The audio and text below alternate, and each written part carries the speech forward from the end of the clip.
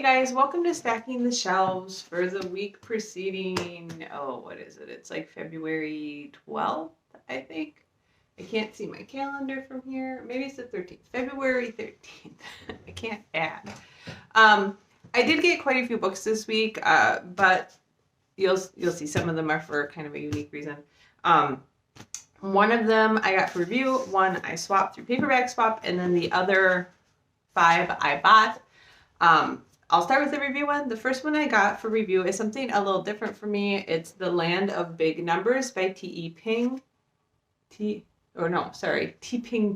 Sorry, they have like the first name and then the last name over there, which is a little crazy. This is supposed to be kind of a humorous talking about China as a country. And I am absolutely fascinated by China because it's just so different, and I have been for a long time. So I just thought this would be a really interesting read. So this came out. This is already out. It came out on February 2nd. I did get it through Amazon Vine to review, so sometimes Amazon Vine books are a little bit older. But yeah, this is already out. I'm excited to read it. It will be a little bit interesting. I just like learning about China and their government and culture. So the next one I swapped through paperback swap. And I haven't been doing a lot of swapping through paperback swap. I probably should post some books up there because I have a whole bunch sitting in my closet. But we have either been donating them to like the little library or our normal library or selling them half-price books. So I haven't been doing a lot of book swapping. But I still have a couple credits on there, and this came up, and that is Trouble in Her Friends by Melissa Scott. This is a cyberpunk novel. I mentioned I wanted to pick up some cyberpunk novels to read. So I have another Melissa Scott book to read. I believe it's like Night Sky Mine, I think. I think that's what it's called. I don't remember for sure. Anyways, yeah, so I'm excited to get that. It is an older book. I think it was published in 1994. So not super old, but I guess it tells you how old I am. I don't think that's old. All right, then the next 5 books I got were something I kind of just decided to treat myself to. And that is the full Monstrous series. So I have already read volumes 1 and volumes 2 of this series. And I had them, I got rid of them. I think I actually got them from the library and ended up getting rid of them. I can't remember. I have to go look. But either I got them from the library or I bought them and got rid of them because I went through this like huge cleaning thing. But I have not yet read 3, 4, and 5, and I kind of realized I don't know what happened. I just stopped reading it. So I also got Monstrous Volume 3, Monstrous Volume 4, and Monstrous Volume 5. So this is a very dark fantasy graphic novel series. It is rated mature. I was going to read back through 1 and 2 and just see how mature it is because my son's been super enjoying a lot of these like graphic novels and mangas and all that. So if it's not too awful, maybe I think it was. I think there was like a lot of nudity and stuff, but we will see. So yeah, very excited to get those.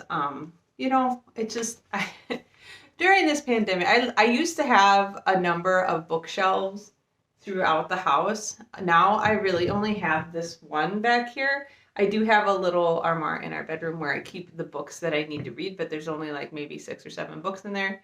I did get rid of a lot of books because I was trying to just look at like, am I actually ever going to read these? But in the process of that purge, I did get rid of some that I kind of regret. One of them is the Lock and Key series. I really want to reread that, and I had like the limited edition hardbound ones, and I sold them all. Just because they'd been sitting around for years and I hadn't reread them. But most of the stuff I got rid of, I was okay with. The only thing is the monstrous ones. I kind of wish I had them, so now I do. And that's what I got. So 7 books, not too many for this last week. Other than that, I don't know. We're still like super duper cold here. And super duper cold means it's been minus 14 at night, minus 4 during the day, and then wind chills of minus 21 real feel. I guess it's real feel now, right? Like wind chills of minus 20, minus 30. So it's been very, very cold.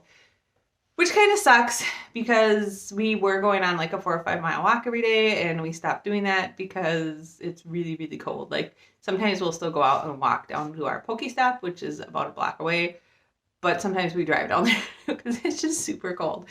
And like I left work the other day and it was 11 degrees outside and sunny, and it's been cold when you walk outside. It's 11 degrees and sunny, and you think, oh, hey, feels kind of nice out today. So, yeah, not enjoying that. We were really hoping we had gotten through the winter without the super cold weather, because normally it starts warming up in February. But I guess the super cold weather from January just got pushed to February. So whatever, it is what it is. We have not made any plans for spring break. We're still trying to just figure out what's going on with everything. I know the latest virus COVID data has been very positive, especially in Minnesota here. I think we're at a 3 or 4% positivity rate. So things are looking really good. But we do have concerns as a family about this new, more contagious variant. And so I guess we're just going to, hang on. Our spring break isn't for another 4 or 5 weeks. So I think we're just going to hold out and see what happens. And we can always, since we're not flying, we're planning on driving and renting a house. We can always do that pretty last minute. So that's what we're doing for that. Other than that, not a lot going on. My work has been really crazy. We're having a big product issue. My husband's work has been really, really crazy. Still, my son is doing okay in school. He is working on getting his grades up a little bit. We're kind of strict with him on that, and he let some stuff slide. So we're working on that. He is supposed to go back hybrid next week, but we haven't decided if he's going to or not. It sounds like most of his friends are not. They're going to continue with online schooling. And since his trimester goes until mid-March, we might let him just finish up the second trimester online and then decide whether or not we want him to go hybrid. And third trimester, I do think he gets a lot by going to school. I know he doesn't want to because his friends are not at school. And I get that totally in middle school. It's pretty miserable if you don't know anybody or if nobody is there and you're having to do it all on your own. But I think he gets a lot more from being in class, because we've had some trouble where he's showing up late to his digital class, and sometimes he just leaves and he'll be like, well, I got all the work done, so I just left when I was done. And I'm like, well, when you're in normal school, you don't just get up and walk out of the classroom. So you're going to have to stay in your virtual Google Meets classroom. So we're kind of giving him to the end of this week to prove to us that he can get some of his grades back up and not get tardies and absences. And if he's able to do that, then we'll probably just let him stay home. But I don't know. We'll see. For this part, we don't have to decide until kind of last minute. I can call in to the office any day and say, oh, he's going to do school from home today. The bigger question is his third trimester that starts the second half of March. We have to decide if he's going to go hybrid. And if he goes hybrid, then we can always have him stay home and do online. But if we choose full online, he can't go back to hybrid. So they actually have it set up pretty convenient for the parents to make that decision. But I think we might just say you're going hybrid. And then if we decide we want him at home instead, we'll just have him stay home those days. He basically has the same teachers for all his classes. The teachers are running, when they're doing a hybrid, they're running the class off their computer to the kids in the classroom and to the kids online, which I don't know. Because then when he is in the classroom, it's he's just sitting there while his teacher's on the computer teaching the kids online and the kids in class. So it's not really that much different from him being at home, except for he does have to pay more attention. Anyways, enough blabbing on about that. Yeah, I don't know. That's kind of where we are. I hope everybody's being safe and continues to practice all the safe procedures like wearing your mask and social distancing and all that. I do know, hopefully it looks like things are getting better, but I would hate to see things get worse again. I'd really, really like to go on a trip somewhere and go eat out somewhere and be able to see some of our friends in person. But yeah, we're just holding out. We do have some camping trips planned this summer, and we were talking about planning some more, but with it being really super cold out, that's not going to happen for a while. All right. I hope you guys got some great books and have a great week of reading. I think next week I'm planning on doing a post on Wednesday about where to get free books, because that's another thing I've been asked about. And I do get a lot of my books for free, either for review or through other various outlets. So I'm trying to collect together some information on, where you can get books for free. And I'll do a post on that. I thought it'd be a good follow-up to how I read so much, because, if you're going to read a lot, you go through a lot of books, you don't want to buy them all the time.